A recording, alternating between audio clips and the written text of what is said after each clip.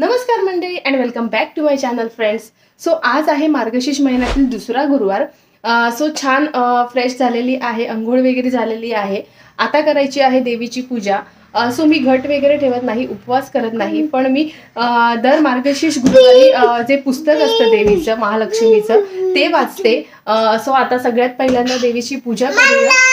Okay, देवीची पूजा करूया आणि मग जेवणाला लागूया. सो आज मस्त वरण भात बनवणार. चला तर आता मी पहिल्यांदा देवीची पूजा करते, पुस्तक वाचते आणि मग बाकीच्या कामांना लागते. सो आज संध्याकाळी मला मार्केटमध्ये सुद्धा जायचं आहे. थोडंसं ज्वेलरी शॉपिंग करायची आहे, बॅग पॅकिंग करायची आहे, कारण उद्या आम्ही जाणार आहोत लग्नासाठी पुण्याला. सो त्याची सुद्धा तयारी करायची आहे. चला तर पहिल्यांदा मी जाऊन पूजा करते आणि मग तुम्हाला भेटते.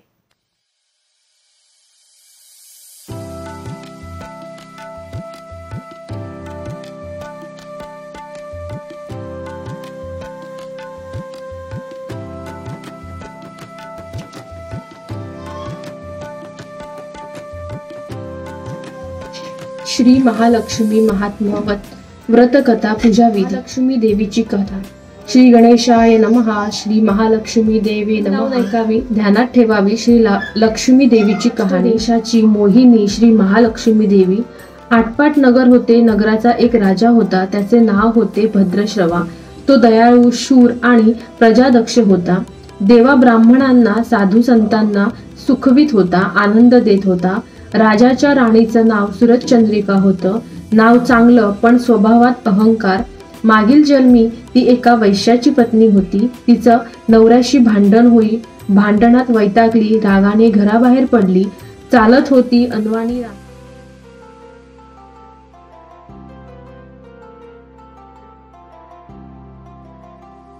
मी लास्ट एका व्हिडिओमध्ये सांगितलेलं की मी पोलपाट लाटणीचं स्टँड ऑर्डर केलं आहे ॲमेझॉनवरून. सो ते आहे हे क्वालिटी वाईज खूप छान आहे. सो इथे आपण लाटणी ठेवू शकतो. लाटणीसाठी असं स्टँड आहे. त्यानंतर इथे आहे पोलपाट ठेवण्यासाठी आणि इथे आपण पॅन वगैरे ठेवू शकतो. सो अशा पद्धतीचं हे स्टँड आहे, खूप छान आहे.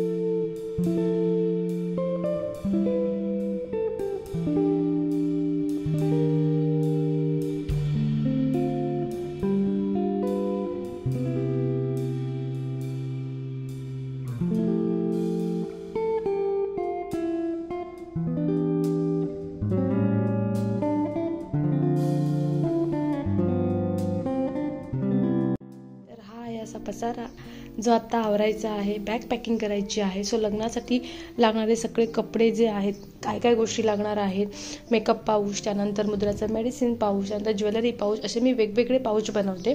सो सगळं सामान मी आत्ता काढून ठेवलेलं आहे. आता फक्त हे सगळं भरायचं आहे. तर मी पटापट भरून घेते, कारण अजिबात वेळ नाही आहे. संध्याकाळी मला मार्केटला सुद्धा जायचं आहे. मी बॅग आवरते आणि मग मी जाते मार्केट.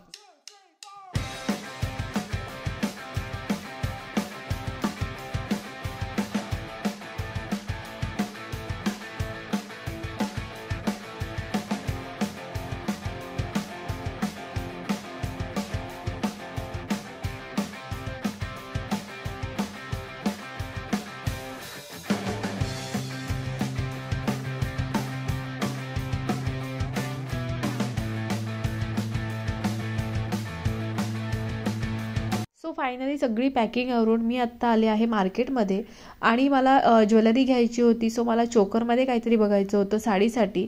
सो मी आली आहे ह्या शॉपमध्ये, जिथे मला खूप सुंदर अशी ज्वेलरी मिळाली. सो फायनली मी भरपूर सारे कलेक्शन बघून, भरपूर सारे नेकपीस बघून एक नेकपीस आहे जो फायनल केला आहे.